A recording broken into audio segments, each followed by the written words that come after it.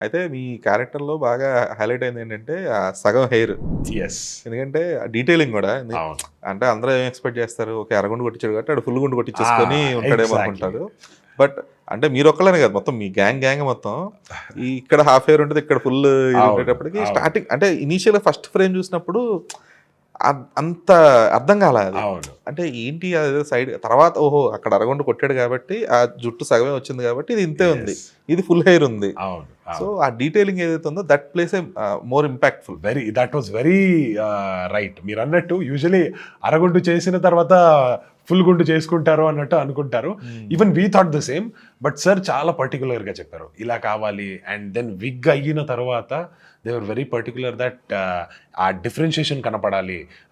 Initially మనం wig ఏసుకొని ఎళ్ళినప్పుడు అదుంది. ఆ డిఫరెన్స్ చాలా దగ్గరలో చూస్తుంటే కనపడుతుంది గానీ, కెమెరాలో కనపడదు అని అనిపించింది. Okay. And then he was particular. చాలా షార్ట్ చేయండి ఇటు side.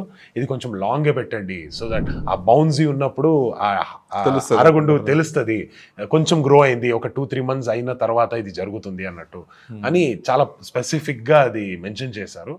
And that was something which people were very particularly looking at. మీలాగా డీటెయిలింగ్స్‌ని చూసినప్పుడు they enjoy it a lot more.